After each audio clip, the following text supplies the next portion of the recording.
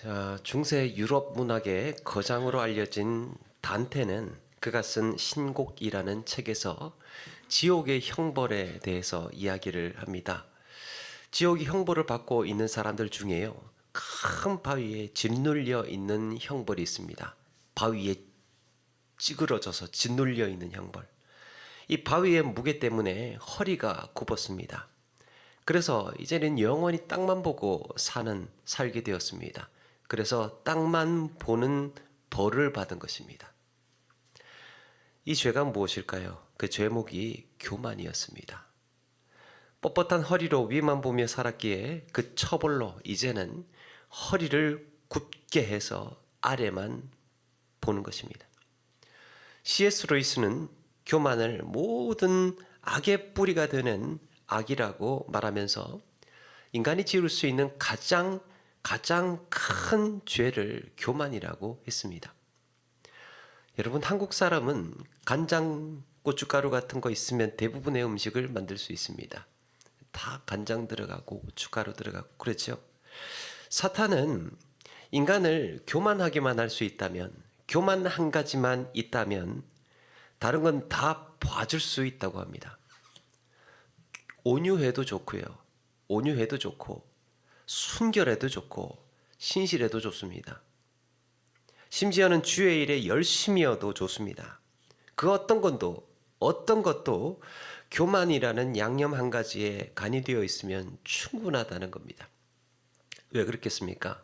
교만이요, 온유를 자랑으로 만들고 충성도 자기 자랑으로 만들고 신실한 믿음도 자랑으로 만들고 주의 일에 충성하고 열심을 내도 열정을 불태워도 그것을 다 자기 인생의 성과로, 자기 공로로 삼기 때문이랍니다. 교만 한 가지만 있으면 기도 열심히 해도, 예배 충성해도, 무슨 주의 일에 헌신을 해도, 섬김을 잘해도, 봉사를 잘해도, 뭘 잘해도 교만 한 가지만 있으면 그렇게 만들어 버린다는 거죠. 오늘 말씀의 빌립보 교인들은 그들 중에 이런 교만에 그들의 영혼이 오염되어 있는 자들이 있었습니다. 사도 바울은 빌립보 교회의 교인들이 이런 자들에게 영향을 받을까 봐 걱정하고 있습니다. 빌립보 교인들의 신앙의 발목을 잡았던 교만, 그 교만이라는 게 도대체 어떤 것일까? 우리가 바라보고 달려가야 할 믿음의 태도는 과연 어떠해야 할까 하는 걸 함께 나누어 보려고 합니다. 위에 보니까요, 2절에 보니까 바울은 빌립보 교인들에게 계대를 삼가하고 악행하는 자들을 삼가하고 몸을 상해하는 자들 일을 삼가하라 그랬습니다. 계들, 행악자들, 몸을 상해하는 일, 이 세 가지를 말하는 것 같지만 사실은 같은 대상을 가리키는 겁니다. 바로 율법의 매인자들이에요. 그들은 아직도 구원받으려면 몸을 상하게 하는 할례를 받아야 한다고 믿고 있습니다. 그래도 할례는 받아야지. 그럼에도 할례를 받은 자기 몸을 자랑스럽게 여기고 자기가 유대인이라는 자부심을 버리지 못하고 있습니다. 같은 그리스도인이어도, 같은 예수를 믿어도 그래도 유대인이 좀 낫지, 이런 게 있었던 거죠. 그런데 바울이 뭐라고 합니까? 그런 걸로 치자면 나는 더 자랑할 게 많다. 그게 무엇입니까? 난 지 8일 만에 할례 받았고 바리새인이고 율법으로 흠이 없는 자라고, 히브리인 중에서도 정통 히브리인이라고. 바울은 부활하신 예수 그리스도를 만나고 난 후에 전혀 새로운 지식 구조를 갖게 됐습니다. 인간이 알아야 할 지식 중에 가장 의미 있고 가장 가치 있는 최상위의 고상한 지식, 바로 그리스도 예수를 아는 지식입니다. 그런데 예수를 알아가는 과정은 신분이 좋아야 할 이유도 없고 출신이 남달라야 할 것도 아니고 학문이 뛰어나야 하는 것도 아닙니다.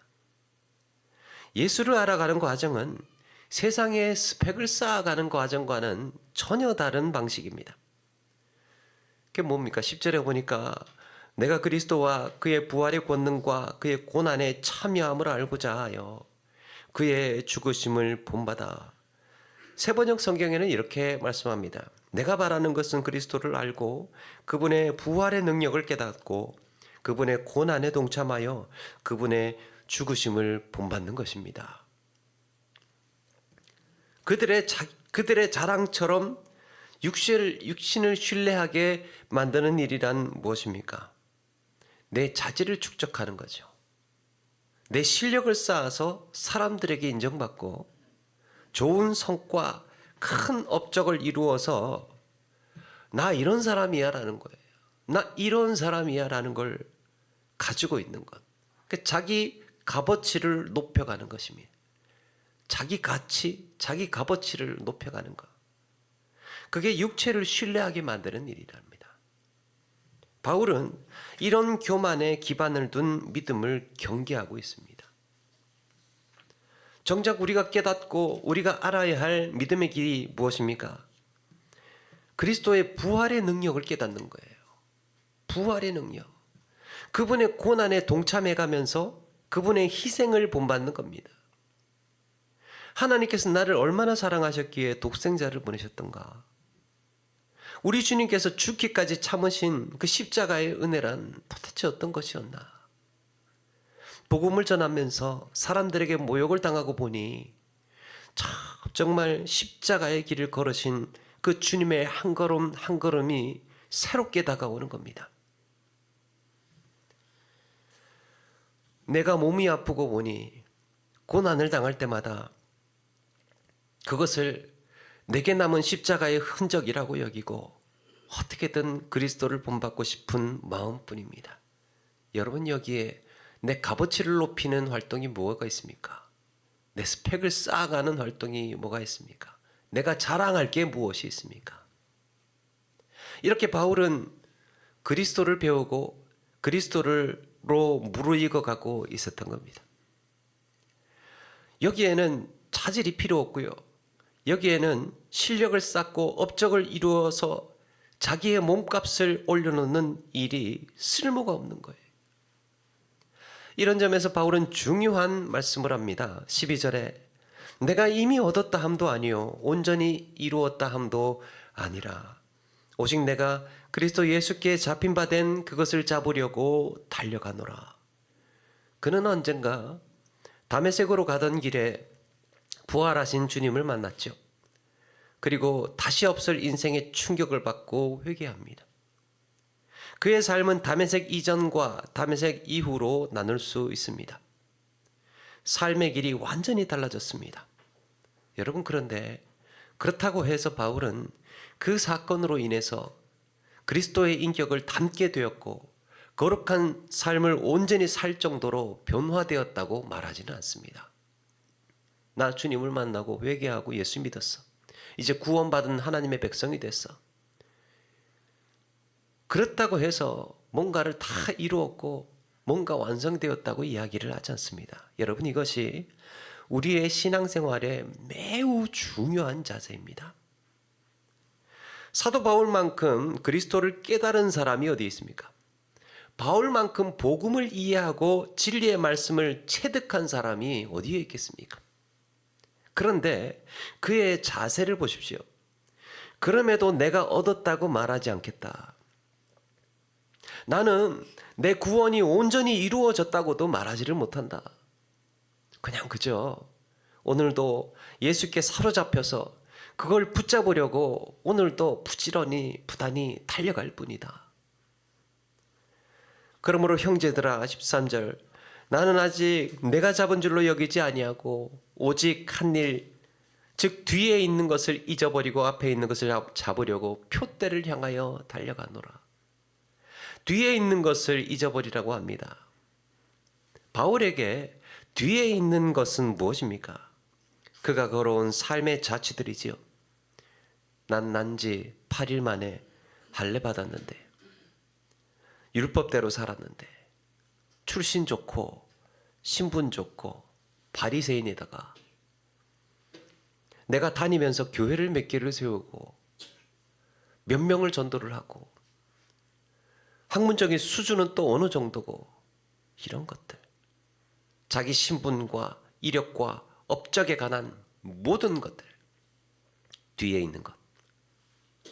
여러분, 신앙생활에서 뒤에 있는 것을 잊어버리지 않으면, 뒤에 있는 것을 버리지 않으면 그게 나를 그리스도로 향해서 나아가지 못하도록 발목 잡는 것들이에요.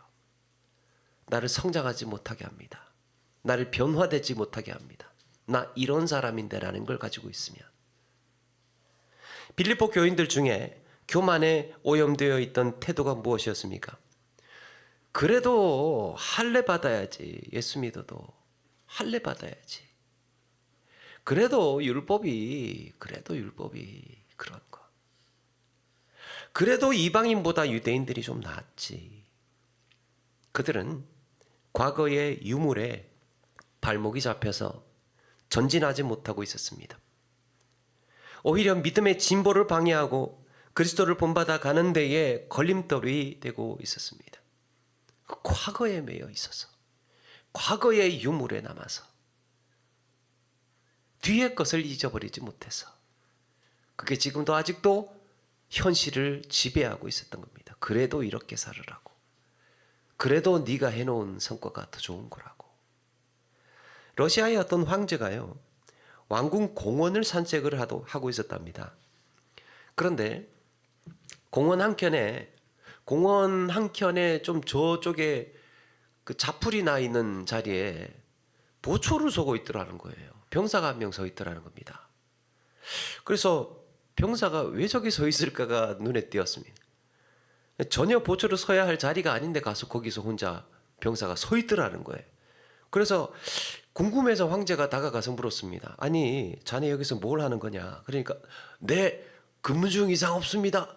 근무 서고 있습니다. 그러는 거예요.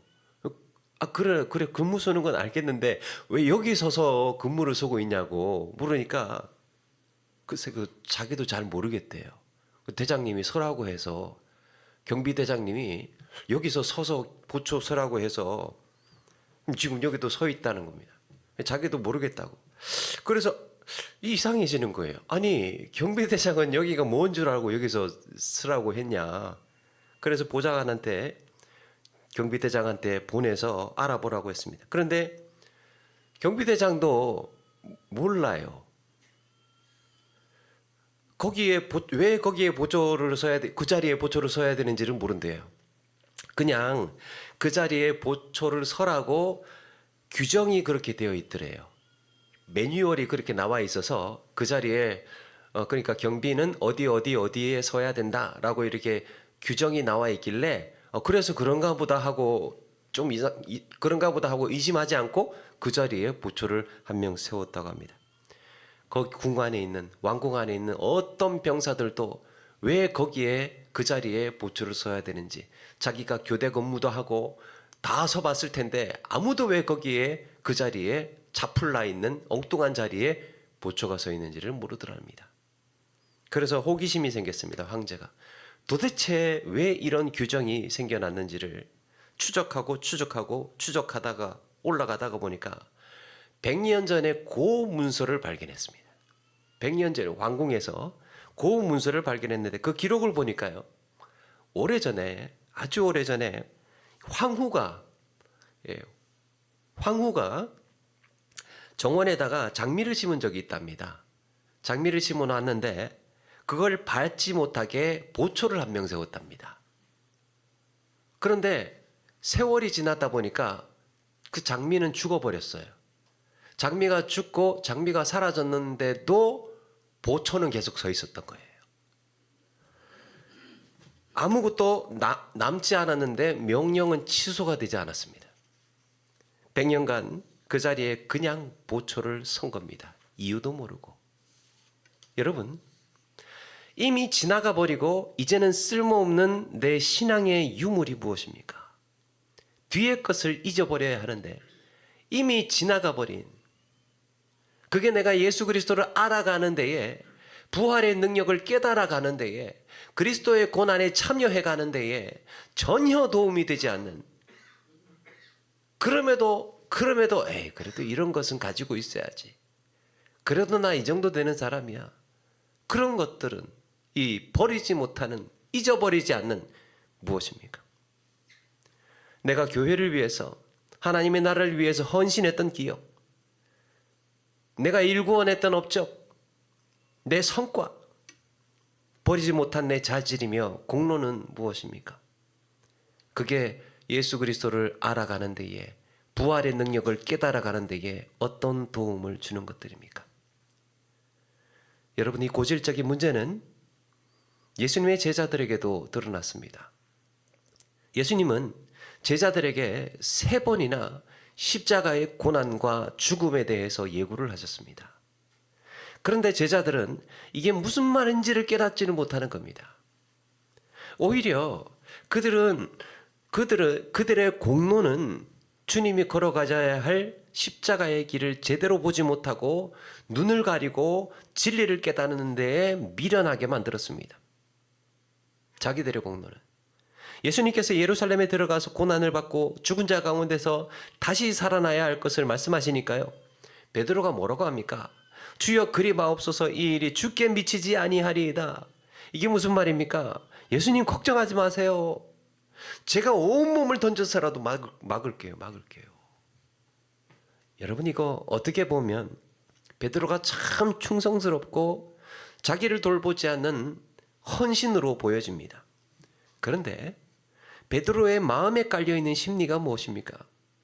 방금 전에 베드로라는 새 이름이 주어졌고 그 반석 위에 교회를 세우시겠다고 하고, 정말이지 하늘도 메고 풀 수 있는 천국 열쇠를 주시겠다고 하니까 베드로 순간 의기양양해진 겁니다. 어깨에 갑자기 힘이 들어가 있는 거예요. 그러니까 예수님이 고난받는다 그러니까 내가 그거 다 할게요 이렇게 된 거예요. 거기다가 첫 번째 수석 제자에다가 예수님 다음에 나라는 생각, 내가 예수님을 대신해서 뭔가 할 수 있겠다는 이런 자질이 되는 사람이라는 생각, 그게 베드로를 망하게 만들었습니다. 그런 생각에 취해 있는 사이에 베드로를 포함한 제자들은 예수님께서 지금 무슨 말씀을 하고 계시는지, 예수님께서 어떤 길을 지금 가시겠다고 하는 건지를 전혀 깨닫지를 못하고 있었던 겁니다. 십자가의 고난과 부활의 예고를 깨닫지 못한 제자들에게 예수님은 2차례, 3차례 계속해서 말씀을 주셨습니다. 그럴 때마다 제자들 사이에서 무슨 일이 벌어집니까? 이제 예루살렘에 들어가면 내가 좀 더 큰 자리에 앉아야지. 아무래도 내가 예수님 신부는 더 많이 했으니까. 무슨 소리? 예수님이 어디 가실 때마다 늘 나를 데리고 다니셨어. 지금 뭔 소리들 하는 거야. 제자가 된 순으로 해야지. 제자가 된 순으로. 그들이 과거 자신들의 자질과 자신들의 공로를 잊어버리지 못하고 있는 사이에 정작 붙들어야 할 그리스도의 십자가와 부활을 놓치고 있었던 겁니다. 이것이 그들의 발목을 잡고 눈을 가려서 십자가의 길을 보지 못하게 만들었습니다. 우리가 바라보고 본받고 배우고 달려가야 할 이 십자가의 길은 뒤의 것을 잊어버린 겸손한 자에게 보이기 시작하는 겁니다. 여러분, 내가 그리스도의 죽으심과 부활의 능력을 깨닫고 그분의 고난에 동참하고 그의 죽으심을 본받기 위해서 달려가는 데 있어서 내 눈을 가리고 내 발목을 잡는 것은 무엇입니까? 전국 성경 퀴즈 대회 우승 출신 이런 거, 각종 부서의 회장을 역임하고 반장과 대표를 역임하고 어릴 때부터 성가대를 하고 20년 30년 주일학교 교사를 해오고, 그런 의식이 우리를 언제부턴가 주님 닮지 못하게 만들어버리고 내 신앙의 성장을 멈추어버리게 한 것은 아닐까. 더 이상 받아들이지 않고 더 이상 변화되지 않게 만들었던 내 장애물들. 그러니까 나는 평가할 수 있고 나 이 정도 되니까 비난할 수 있고, 이 정도 되니까 말할 수 있고, 이 정도 되니까 내 입심이 여기서 통한다고 생각하는 그런 생각을 하지 않았던가. 한 신학자분이 계셨답니다. 성경 주석 책을 쓰시는 뛰어난 학자분이었는데 신학교 1학년 학생의 설교에도 은혜를 받는다고 하시는 분이었습니다. 성경 지식으로 보나 연륜으로 보나 그 정도뿐 되면 저 뒷자리에 앉아서 팔짱을 끼고 들으실 만도 한데 새파란 학생, 신학생 오늘하고 그 서툰 설교에 감동하시고 줄곧 아멘, 줄곧 아멘 하시면서 말씀 앞에 엎드리는 태도를 보이셨다고 합니다. 여러분, 이것이 우리를 예수 그리스도로 닮아가게 하고 성장하게 합니다. 이런 태도가. 신실한 신앙은 뒤에 있는 자신의 삶에 머물지 않고 평생 배우는 자세로 낮아지고 겸손하게 나아가는, 전진하는 사람이에요. 15절에 그래서 그러므로 누구든지 우리 온전히 이룬 자들은 이렇게 생각할지니 만일 어떤 일에 너희가 달리 생각하면 하나님이 이것도 너희에게 나타내시리라. 표현이 조금 어려운 표현인데요. 공동 번역에 이렇게 말씀합니다. 그러므로 믿음이 성숙한 사람은 모두 이와 같은 마음가짐으로 살아가야 합니다.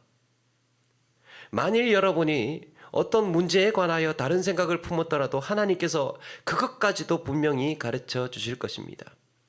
여러분, 이때 이 온전히 이룬 자들, 온전히 이룬 자들이라는 단어는 두 가지 뜻이 있어요. 하나는 완벽한이고 또 하나는 성숙한이라는 뜻이 있습니다. 여기서는 완벽한 자들이라기보다는 믿음이 성숙한 자들을 가리킵니다. 그러니까 믿음이 성숙한 사람은 이런 마음가짐을 가져야 된다는 거예요. 성숙한 자들이 어떤 사람들을 가리키는지 아십니까? 배울 만큼 배우고 알 만큼 알고 이미 구원받아 나와서 이제 더 이상 뭘 더 하려고 애쓰지 않는 자들일까요? 아닙니다. 성숙한 사람들은 뒤에 있는 것을 잊어버리고 앞에 있는 것을 잡으려고 오늘도 부지런히 배우고 전진하고 달려가는 사람들이에요. 성숙한 사람들. 신앙의 불완전성, 자기의 죄를 인정하고 혹시 내가 다른 생각을 품었더라도 내가 언제든지 하나님 앞에 수긍하고 복종하고 변화되고 다듬을 수 있는 자들을 말합니다.